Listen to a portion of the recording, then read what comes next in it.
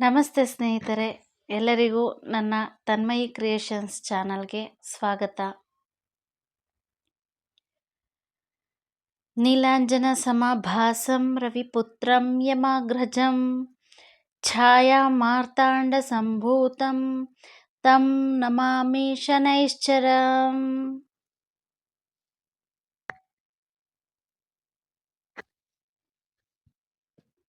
ಏನಿವತ್ತು ಯಾವತ್ತೂ ಇಲ್ಲದೆ ಶನೈಶ್ಚರ ಮಂತ್ರ ಹೇಳ್ತಾ ಇದ್ದಾಳೆ ಅಂತ ಯೋಚನೆ ಮಾಡ್ತಾ ಇದ್ದೀರಾ?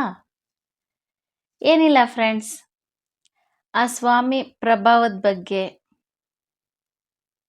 ಆ ಸ್ವಾಮಿ ಕತೆ ಬಗ್ಗೆ ತಿಳಿಸೋಣ ಅಂತ. ಆ ಶನಿರಾಜನ ಶಕ್ತಿಯು ವೃತ್ತಿಪರ ಕ್ಷೇತ್ರದ ಮೇಲೆ ಪರಿಣಾಮ ಬೀರುತ್ತದೆ. ಅದರಲ್ಲೂ ವಿಶೇಷವಾಗಿ ತಾಳ್ಮೆ, ಕಠಿಣ ಪರಿಶ್ರಮ ಮತ್ತು ದೀರ್ಘಾವಧಿಯ ಯೋಜನೆ ಇರುವ ಪ್ರದೇಶಗಳಲ್ಲಿ ಶನಿರಾಜನ ಪ್ರಭಾವ ಹೆಚ್ಚಾಗಿರುತ್ತದೆ. ನನಗೆ ಇವಾಗ ಮುಂಚೆ ಇದ್ದಿದ್ದಕ್ಕೂ ಇವಾಗ ಇರೋದಕ್ಕೂ ತುಂಬ ವ್ಯತ್ಯಾಸ ಇದೆ. ಏನಂದರೆ ಆ ಸ್ವಾಮಿಯ ಮೇಲಿರುವಂಥ ಅಭಿಪ್ರಾಯ ಬದಲಾಗಿದೆ. ಅದೇನೆಂದರೆ, ಮುಂಚೆ ಸ್ವಾಮಿ ಅಂದರೆ ತುಂಬಾ ಭಯ ಜಾಸ್ತಿ ಇತ್ತು. ಆದರೆ ಭಕ್ತಿಗೆ ಒಲಿದೇ ಇರುವಂಥ ದೇವರು ಇಲ್ಲವೇ ಇಲ್ಲ. ಅದರಲ್ಲೂ ಸ್ವಾಮಿನೂ ಕೂಡ ಭಕ್ತಿಗೆ ತುಂಬ ಒಲಿತಾರೆ. ಇದನ್ನು ನಾನು ನನ್ನ ಕಣ್ಣಾರ ನೋಡಿದ್ದೀನಿ. ಅದ್ರ ಬಗ್ಗೆ ನಾನು ನಿಮಗೆ ಮುಂದೆ ಹೇಳ್ತೀನಿ. ಶನಿರಾಜನ ಪ್ರಭಾವ ಅಂದರೆ ಭಯ ಬೇಕಿಲ್ಲ. ಆ ಶನೈಶ್ಚರ ಬದುಕನ್ನೇ ಬದಲಾಯಿಸಬಲ್ಲ ದೇವರು. ಶನಿರಾಜನ ಪ್ರಭಾವ ಅಂದರೆ ಜಾಸ್ತಿ ಜನ ಋಣಾತ್ಮಕವಾಗಿ ಚಿಂತೆ ಮಾಡೋರೆ ಜಾಸ್ತಿ. ಆದರೆ ಆ ಶನಿರಾಜ ನಾವೆಲ್ಲ ಅಂದ್ಕೊಂಡಷ್ಟು ಕೆಟ್ಟವರಲ್ಲ. ಈ ಸ್ವಾಮಿಯ ಪ್ರಭಾವ ಹೇಗಿರುತ್ತೆ ಅಂತ ಅಂದರೆ, ಬರುತ್ತಾರೋ ಆ ರಾಶಿಯವರು ಮಾಡಿದ ಕರ್ಮ ಫಲಗಳನ್ನು ಈ ಜನ್ಮದಲ್ಲಿಯೇ ನೀಡುತ್ತಾರೆ ಅನ್ನೋದು ನಂಬಿಕೆ. ಶನಿರಾಜರ ಅಗ್ರಜ ಅಂದರೆ ಅವರಣ್ಣ ಯಮರಾಜ ಮರಣದ ನಂತರ ಆ ವ್ಯಕ್ತಿಯ ಕರ್ಮ ಫಲಗಳನ್ನು ನೀಡಿದ್ರೆ, ನಮ್ಮ ಶನಿರಾಜ, ಆ ಶನೈಶ್ಚರ ಆ ವ್ಯಕ್ತಿಯ ಆತನ ಕರ್ಮ ಫಲಗಳನ್ನು ತನ್ನ ಜೀವಿತಾವಧಿಯಲ್ಲಿಯೇ ನೀಡುತ್ತಾರೆ. ತಪ್ಪು ಮಾಡಿದರೆ ಶಿಕ್ಷಿಸ್ತಾರೆ, ಮತ್ತು ತಿದ್ದುವ ಕೆಲಸವನ್ನು ಕೂಡ ಮಾಡ್ತಾರೆ. ಪ್ರಸ್ತುತ ಶನೈಶ್ಚರ ಕುಂಭರಾಶಿಯಲ್ಲಿದ್ದಾರೆ. ನೆಕ್ಸ್ಟ್ ಮಾರ್ಚ್ 29ರಿಂದ ಮೀನರಾಶಿಗೆ ಪ್ರವೇಶ ಮಾಡ್ತಾರೆ. ಬಟ್ ಯಾವ ರಾಶಿಗೆ ಏನು ಫಲ ಅದೆಲ್ಲ ನೀವು ಜ್ಯೋತಿಷ್ಯಗಳನ್ನ ಕೇಳ್ಕೋಬೇಕು. ಇವಾಗ ನಾನು ಶನೈಶ್ಚರರ ಬಗ್ಗೆ ಏನಕ್ಕೆ ಒಂದೆರಡು ಮಾತು ಹೇಳ್ತಾ ಇದ್ದೀನಿ ಅಂದರೆ, ನಾನು ಮೊನ್ನೆ ನಮ್ಮ ಫ್ಯಾಮಿಲಿ ಫಂಕ್ಷನ್ಗೆ ಹೋಗಿದ್ದೆ. ಅಲ್ಲಿ ಶನೈಶ್ಚರ ಸ್ವಾಮಿಯ ಕತೆ ಏರ್ಪಾಡಾಗಿತ್ತು. ಅಲ್ಲಿಗೆ ನಮ್ಮ ಮಂಡ್ಯ ಜಿಲ್ಲೆಯ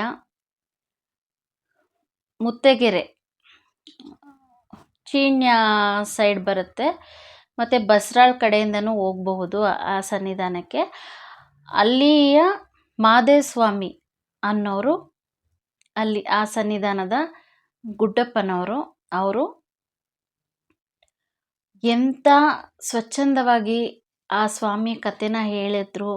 ಮತ್ತು ಹೇಳೋವಾಗ ಎಷ್ಟು ಆ ಕರ್ಮ ಫಲಗಳು ಏನು ಪ್ರತಿಯೊಂದನ್ನು ಇಂಚಿಂಚಾಗಿ ಎಷ್ಟು ಚಂದವಾಗಿ ಆ ಸ್ವಾಮಿ ಕಥೆನ ವರ್ಣನೆ ಮಾಡಿದ್ರು ಅಂದರೆ, ನಿಜವಾಗ್ಲೂ ಯಾರೆಲ್ಲ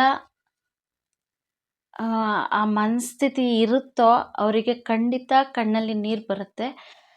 ಆ ಸ್ಥಿತಿ ತಲುಪೋವರೆಗೂ ತುಂಬ ಚೆನ್ನಾಗಿ ಆ ಸ್ವಾಮಿ ಕಥೆನ ವರ್ಣನೆ ಮಾಡಿದ್ರು. ಆ ಸ್ವಾಮಿ ಕಥೆನ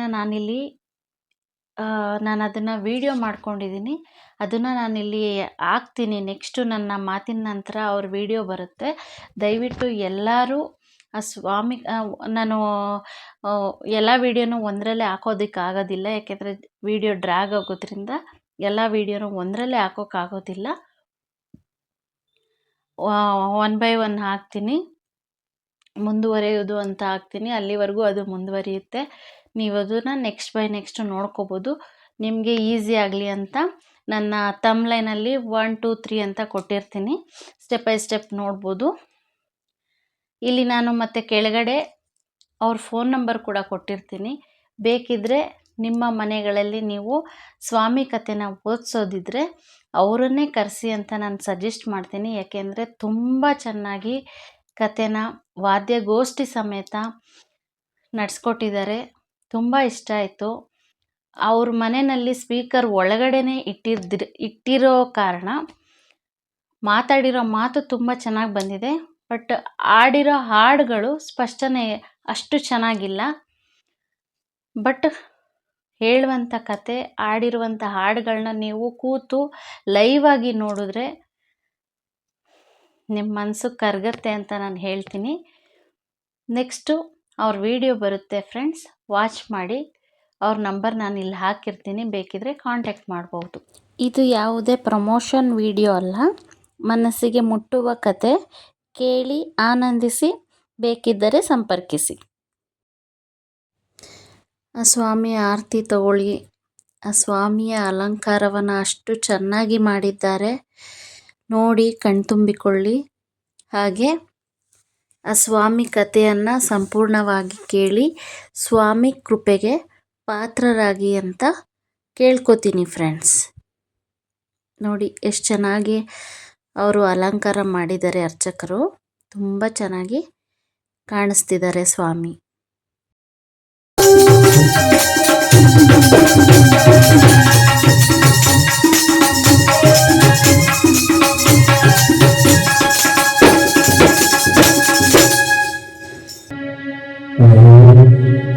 ಶುಕ್ಲಂ ಭರಧರಂ ವಿಷ್ಣು ಶಶಿವರ್ಣಂ ಚತುರ್ಭುಜಂ ಪ್ರಸನ್ನವದನಂ ಧ್ಯಾಯೇ ಸರ್ವವಿಘ್ನೋಪಶಾಂತಿಂ ಆನನ ಗಜಾನನ ಮದರ್ಶಿತಂ ಅನೇಕದಂತಂ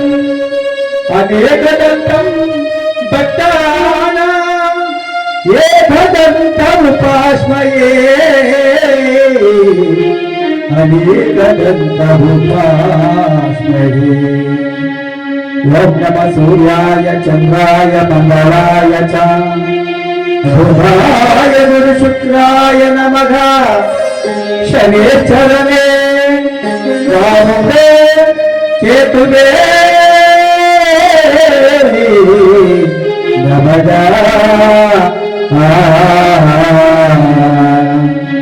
ಪೂಜ್ಯಾಯ ರಾಘವೇಂದ್ರಾಯ ಸದ್ಯಧರ್ಮರಥಾಯ ಚ ವದತಾಂ ಕಲ್ಪವೃಕ್ಷಾಯ ಚ ನಮತಾಂ ಕಾಮಧೇನವೇ.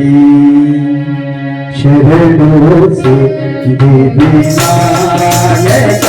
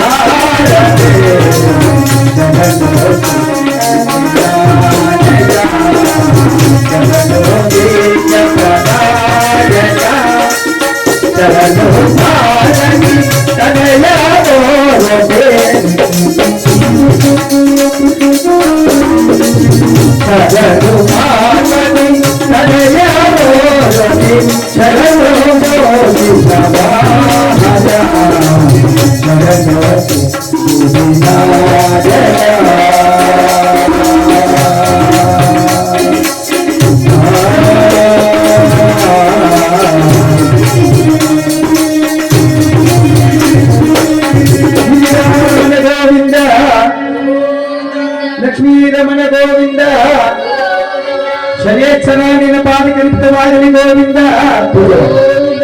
ಸೂರ್ಯಸುತ ನಿನ್ನ ಪಾದಕರಿತವಾಗಲಿ ಗೋವಿಂದ ಗ್ರಹರಾಜ ನಿನ್ನ ಪಾದಕರಿತವಾಗಲಿ ಗೋವಿಂದ ಭಯನಂ ಪಾರ್ವತೀಪತಿಯೇ. ತುಂಬಾ ಶ್ರೇಷ್ಠವಾಗಿರ್ತಕ್ಕಂಥ ದಿವಸ. ಈ ಶ್ರೇಷ್ಠವಾಗಿರ್ತಕ್ಕಂಥ ದಿವಸದಲ್ಲಿ ಗೃಹ ಪ್ರವೇಶದ ಅಂಗವಾಗಿ ಯಾವ ಸೂರ್ಯಪುತ್ರ ಗ್ರಹಗಳ ರಾಜ ಜ್ಯೇಷ್ಠಾದೇವಿಯ ಪತಿರಾಯನಾಗಿರುವಂತ ಪರಮಾತ್ಮನಾಗಿರುವಂತ ಆ ಶನಿ ಪರಮಾತ್ಮನ ಕಥಾಶ್ರವಣವನ್ನ ಗೃಹ ಪ್ರವೇಶದ ಅಂಗವಾಗಿ ಆ ಪರಮಾತ್ಮನಾಗಿರುವಂತ ಶನಿ ಪರಮಾತ್ಮನ ಕಥಾಶ್ರವಣವನ್ನು ಏರ್ಪಡಿಸಿದ್ದಾರೆ. ಭಗವಂತನಾದ ಶನಿದೇವ ಗ್ರಹ ದೋಷ ಬರಲಿ, ವಾಸ್ತು ದೋಷ ಬರಲಿ, ಯಾವುದೇ ದೋಷಗಳಿದ್ರೆ ಪರಿಹಾರ ಮಾಡಿ ಎಂಬುದಾಗಿ ಬೇಡಿಕೊಳ್ಳುತ್ತಾ ಆ ಪರಮಾತ್ಮನಾಗಿರುವಂತಹ ಶ್ರೀಂದ್ರ ಕಥೆಯನ್ನ ಪ್ರಾರಂಭ ಮಾಡೋಣ. ಕಲೆಗಿಂತ ಕಲೆ ದೊಡ್ಡದು, ಮರಕ್ಕಿಂತ ಮರ ದೊಡ್ಡದು. ಈ ಪರಮಾತ್ಮನ ಕಥೆಯನ್ನ ಒಬ್ಬೊಬ್ಬರು ಒಂದು ರೀತಿಯಾಗಿ ಆರಾಧನೆ ಮಾಡ್ತಾರೆ. ಕೆಲವರು ಯಕ್ಷಗಾನ ರೂಪದಲ್ಲಿ, ಕೆಲವರು ಪೌರಾಣಿಕವಾಗಿ, ಕೆಲವು ಹರಿಕಥಾ ರೂಪದಲ್ಲಿ ಒಬ್ಬೊಬ್ಬರು ಒಂದೊಂದು ರೀತಿಯಾಗಿ ಆ ಪರಮಾತ್ಮನ ಸೇವೆಯನ್ನು ಮಾಡಿ ಆ ಪರಮಾತ್ಮನ ಕೃಪಕಟಾಕ್ಷಕ್ಕೆ ಪಾತ್ರರಾಗೋಣ. ಹಾಗೆ ಈ ಬೆಂಗಳೂರು ಸಿಟಿ ಇರುವಂತಹ ಸುತ್ತಮುತ್ತಲ ಭಕ್ತಾದಿಗಳಿಗೆ ಹಾಗೂ ಈ ಕುಟುಂಬದವರಿಗೆ ಕಥಾಶ್ರವಣ ಕೇಳುವಂತಹ ಸರ್ವ ಭಕ್ತಾದಿಗಳಿಗೆ ಸೂರ್ಯ ಪುತ್ರನಾಗಿರುವಂತ ಬಾಲು ತಂದನಾಗಿರುವಂತ ಪರಮಾತ್ಮನನ್ನ ಪೂಜೆ ಮಾಡಿ ನಾವು ಮುಕ್ತಿಯನ್ನು ಪಡೆಯೋಣ. ಪ್ರಥಮ ಪೂಜೆಯನ್ನ ಯಾರು ಮಾಡ್ತೀವಿ? ಮೊದಲನೇ ಪೂಜೆ ವಿಘ್ನೇಶ್ವರಿಗೆ ಅರ್ಪಿಸ್ತೀವಿ. ಈ ವಿಘ್ನೇಶ್ವರ ಗಣರಾಜ ಮೂಷಿಕ ವಾಹನ ಲಂಬೋದರ ನಾವು ಮಾಡುವಂತ ಕಾರ್ಯಗಳಲ್ಲಿ ಯಾವ ವಿಘ್ನವೂ ಬಾರದಂತೆ ನಿರ್ವಿಘ್ನವಾಗಿ ನಡೆಸಿಕೊಡುವಂತ ಆ ಸೂರ್ಯ ಆ ವಿಘ್ನ ನಿವಾರಕನನ್ನ ಪ್ರಥಮ ಪೂಜೆಯನ್ನು ಅರ್ಪಿಸಿ ತುಂಬಾ ವೈಭೋಗದಲ್ಲಿ ಅಲಂಕಾರ ಮಾಡಿ ಈಗ ಆ ಶನಿ ಪರಮಾತ್ಮನ ಕಥೆಯನ್ನು ಪ್ರಾರಂಭ ಮಾಡ್ತಿದ್ದೀವಿ. ಜೈ ಜೈ ಕರ್ನಾಟಕ ಮಾತೆ. ಇಂದಿರಾ ರಮಣ ಗೋವಿಂದ, ಶನೇಶ್ವರ ನಿನ್ನ ಪಾದಕರಿತವಾಗಲಿ ಗೋವಿಂದ, ನವಗ್ರಹಾದಿಗಳ ಪಾದಹಾರಿದಕ್ಕೆ ಗೋವಿಂದ. ಪೂಜೆ ಮಾಡಪ್ಪ. ಭಕ್ತರನ್ನು ಕೈ ಬಿಡದೆ ಕಾಪಾಡು ಗೋವಿಂದ. ಜಯನ ಪಾರ್ವತೀಪತಿಯೇ. ನೀವೆಷ್ಟು ಭಗವಂತನ ಕಥೆಯಲ್ಲಿ ಕೇಳ್ತಿರೋ ಆ ಭಗವಂತ ಮನೆ ಪೂಜೆ ಮಾಡಿದಷ್ಟ ಭಾಗ್ಯ ಕೊಡ್ತಾರಂತೆ. ಏಕೆಂದ್ರೆ ಆ ಪರಮಾತ್ಮ ಎಲ್ಲರ ಮನೆಗೂ ಯಾವಾಗ ಅದಕ್ಕೆ ಯೋಗ ಇರಬೇಕು ಅಂತ ಹೇಳ್ತಾರೆ. ಯಾವ ದೇವ್ರು ಬೇಕಾದ್ರೂ ವಾರ ಪೂಜೆ ಮಾಡುವುದು, ಮನೆ ಕರ್ಕೊಬಂದು ಮನೆ ದೇವ್ರನ್ನ ಪೂಜೆ ಮಾಡಬಹುದು. ಶನಿ ಪರಮಾತ್ಮ ವರ್ಷಕ್ಕೆ ಒಂದೇ ಸಾರಿ ಅಂತ ಬರೋದು. ಅದರಲ್ಲೂ ಯಾವ ಬರ್ತಾನೆ ಅಂತ ಗೊತ್ತಿರುವುದಿಲ್ಲ. ಯಾವುದೋ ಜನ್ಮದ ಪುಣ್ಯದ ಫಲದಲ್ಲಿ ಆ ಪರಮಾತ್ಮ ಅನುಗ್ರಹದಲ್ಲಿ ಈ ಕುಟುಂಬದವರು ತುಂಬಾ ಕಷ್ಟಪಟ್ಟು ಈ ಗೃಹ ಪ್ರವೇಶ ಮಾಡಿದ್ದಾರೆ. ಇಂದಿನ ಕಷ್ಟವನ್ನ ತನ್ನ ಪಾದಿಗೆ ತೊಳೆದುಕೊಂಡು ಇನ್ನು ಮುಂದೆ ಯಾವುದೇ ದೋಷ ಇದ್ರೂ ಪರಮಾತ್ಮ ಎಲ್ಲ ಪರಿಹಾರ ಮಾಡಲಿ, ಆದಷ್ಟು ಬೇಗ ಇವರ ಕಷ್ಟಗಳನ್ನು ಪರಿಹಾರ ಮಾಡಲಿ ಅಂತ ಆ ಸೂರ್ಯ ಭಗವಾನ್ ಆಗಿರುವಂತ ಶ್ರೀದೇವರನ್ನ ಆರಾಧನೆ ಮಾಡ್ತಿದ್ದಾರೆ. ಕಥಾಭಾಗವನ್ನು ಪ್ರಾರಂಭ ಮಾಡೋಣ. ಕಥಾಭಾಗದಲ್ಲಿ ನಾದಮಾಮಣಿಗಳು ಇರ್ತಿದ್ದಾರೆ ನೋಡಿ. ನಾರಾಯಣ ಶನಿ ಪರಮಾತ್ಮ ಯಾರ್ಯಾರು ಕಷ್ಟಪಟ್ಟವನೇ ಬರೀ ನಮ್ಮ ಮನುಷ್ಯರು ಮಾತ್ರ ಅಲ್ಲ, ದೇವತೆಗಳಿಗೂ ಕಷ್ಟಪಟ್ಟಿದ್ದಾರೆ ಅಂತ ನೋಡಿ. ನಾನೀಗ ಆ ಶ್ರೀದೇವರ ವಿಚಾರವನ್ನ ಕೈಲಾಸದಲ್ಲಿ ಪಾರ್ವತಿ ಪರಮೇಶ್ವರ ಕೊಡ್ತಿದ್ದಾರೆ, ಪಕ್ಕದಲ್ಲಿ ನಂದೀಶ ಬೃಂದಿಸಿದ್ದಾರೆ. ಅಲ್ಲಿಗೆ ನಾನು ಹೋಗಿ ಶನಿ ಪರಮಾತ್ಮ ವಿಚಾರ ಹೇಳಿ ಬರುವೆಂಬುದಾಗಿ ಯಾವ ನಾಗಮಾಮರಿಗಳು ಆ ಕೈಲಾಸಕ್ಕೆ ಬಂದಿದ್ದಾರೆ.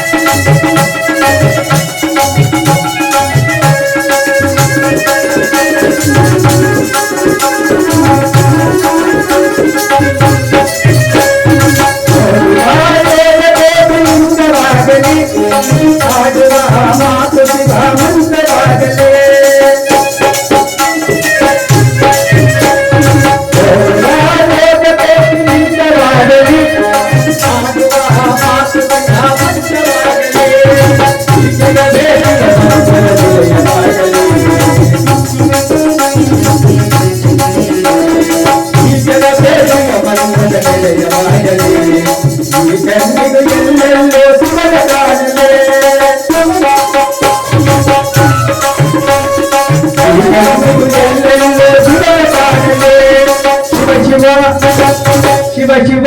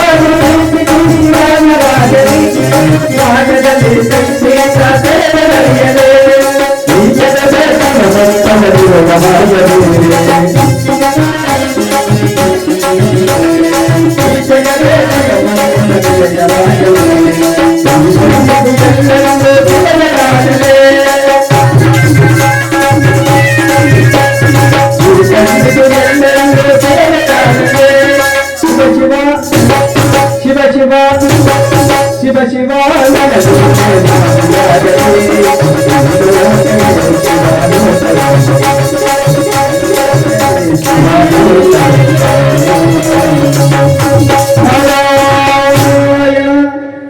ನಾಗಮಾಮರಿಗಳಾದರೂ ಎಲ್ಲಿ ಬಂದಿದ್ದಾರೆ? ಕೈಲಾಸಕ್ಕೆ ಬಂದಿದ್ದಾರೆ.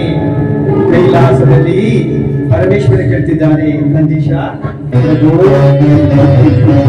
ನನ್ನ ಕೈಲಾಸ ಪ್ರಕಾಶವನ್ನು ಕಾಣದೇನಪ್ಪ ಪ್ರಭು. ತ್ರಿಲೋಕಚಾರಿಯಾದ ನಾರದರ ಆಗಮನವಾಗಿದೆ ಪ್ರಭು. ಏನು ಬ್ರಹ್ಮ ಮಾನಸ ಪುತ್ರನಾಗಿರುವಂತ ನಾರದನು ನಮ್ಮ ಕೈಲಾಸಕ್ಕೆ ಬಂದಿರುವನೇ? ಹೌದು ಪ್ರಭು. ಬರಲಿ, ಬಹಳ ಸಂತೋಷ. ನಾರದ, ಎಂದು ಬಾರದಲ್ಲಿ ನೀನು ಇಂದು ನನ್ನ ಕೈಲಾಸಕ್ಕೆ ಬಂದ ಕಾರಣವೇನಪ್ಪ? ಪರಮೇಶ್ವರ, ಲೋಕಗಳಿಗೆಲ್ಲ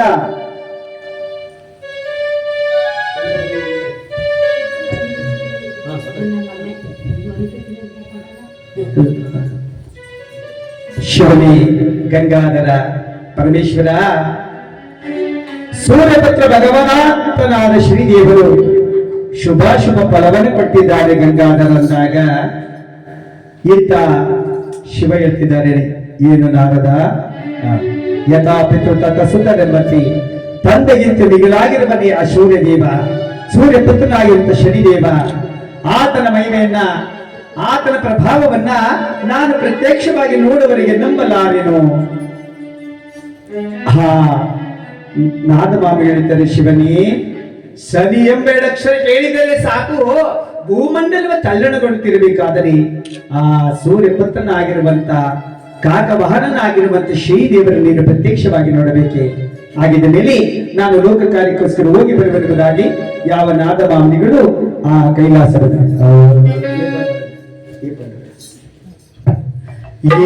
ಪಾಟು ರಂಗ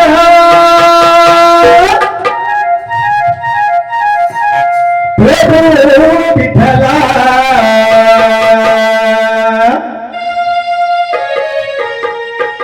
ವೇಣು ಗೋಪಾಲ ರುಕ್ಮಿಣಿ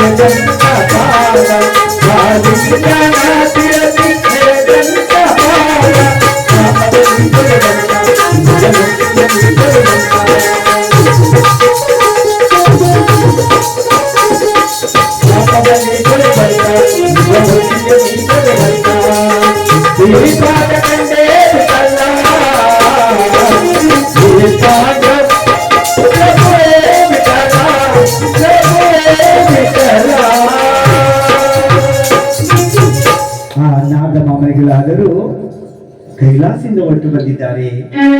ಇಂಥ ಭಾಗದಲ್ಲಿ